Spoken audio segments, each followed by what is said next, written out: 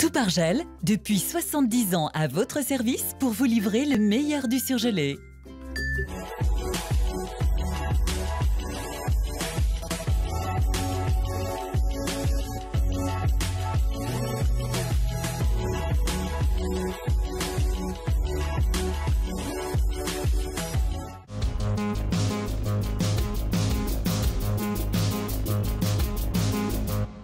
La grève des éboueurs se poursuit, les poubelles débordent et les bailleurs sociaux cherchent des solutions. La ville de Lyon vote une charte de bonne conduite pour les trottinettes électriques en libre service. Enfin, les filles de l'OL affrontent demain soir Wolfsburg en quart de finale retour de Ligue des Champions. Nos poubelles, elles sont pleines tous les jours. Ça m'inquiète parce que ça va nous ramener les rats, toutes les bestioles, quoi. Une semaine que la grève des éboueurs a débuté et dans certaines communes de la métropole, cela commence sérieusement à se faire sentir. Exemple dans le quartier Bel Air à Saint-Priest, les poubelles débordent. Du coup, le bailleur social du secteur a décidé de prendre lui-même les choses en main en installant plusieurs bennes. Du coup, elle a depuis combien de temps cette benne? Donc c'est une benne qu'on a installée ce matin à 7 h. Et on a vidé tout Bel Air 3 et ce soir elle sera pleine puisqu'on va même aller chercher les sacs poubelles sur le secteur de Berlier. Depuis vendredi, des agents du bailleur social organisent donc des tournées et sillonnent les bas d'immeubles pour récupérer un maximum de détritus. Désengorger les poubelles, tout ce qui traînait sur les extérieurs, par terre, charger les bennes et puis on fait ça depuis le début de la grève, quoi. Tous les jours, il y a des bennes qui viennent sur les secteurs. Et on vide un maximum pour le bien-être des locataires, quoi. Mais aussi et surtout pour éviter la prolifération des rats, véritable problème dans le quartier. Il peut y avoir un vrai problème et puis là ils sont hyper heureux, hein, ils ont de quoi manger gratuitement. Donc du coup, oui, on a dit on enlève tout ça très très rapidement pour éviter ces propagations et après on n'arrivera pas à les détruire, hein, à les tuer. Quelques camions de la métropole ont circulé aujourd'hui à Saint-Priest, des tournées dédiées essentiellement à l'évacuation des déchets des grandes surfaces. Les trottinettes électriques en libre service vont bientôt être taxées à Lyon. L'annonce a été faite hier en conseil municipal.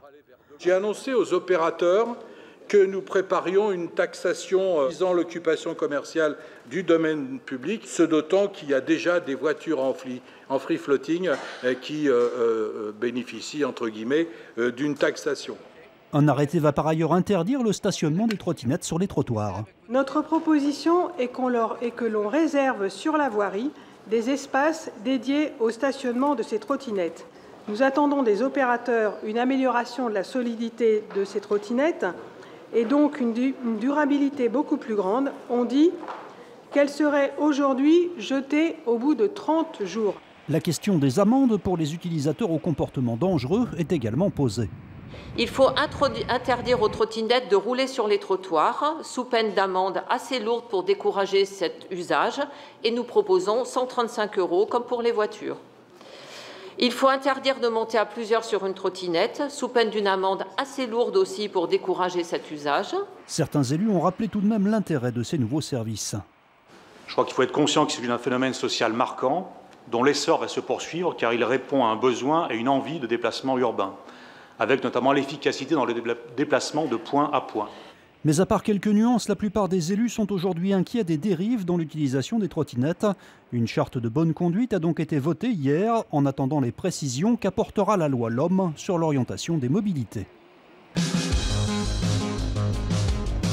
On attaquera ce match pour le gagner, tout simplement. Un coach déterminé et des joueuses surmotivées. Demain, les féminines de l'OL se déplacent à Wolfsburg en quart de finale retour de la Ligue des Champions. Les tenantes du titre l'avaient emporté 2-1 à l'aller, un score qui avait soulevé quelques critiques.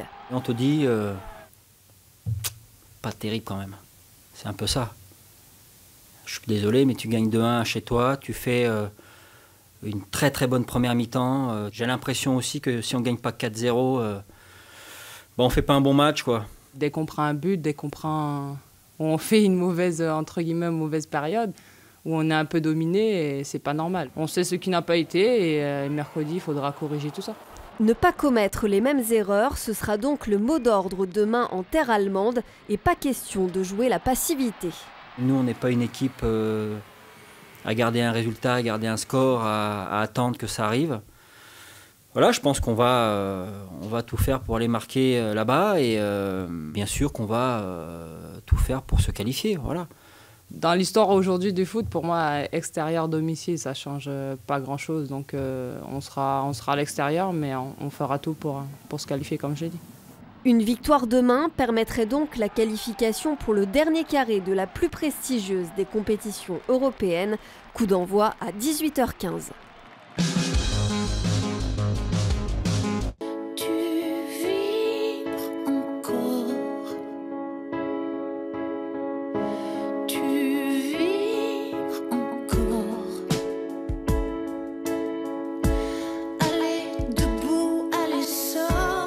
L'essentiel, c'est le titre du 10e album de Zazie, sorti l'an dernier.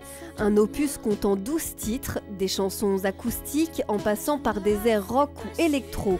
C'est cet album que la chanteuse présentera le 24 juin aux Nuits de Fourvière. Elle interprétera aussi évidemment les tubes qui ont rythmé ses 27 ans de carrière.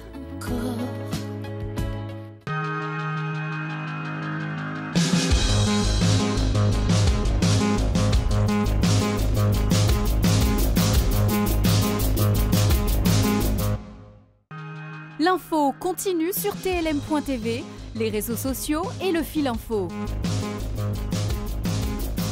La météo.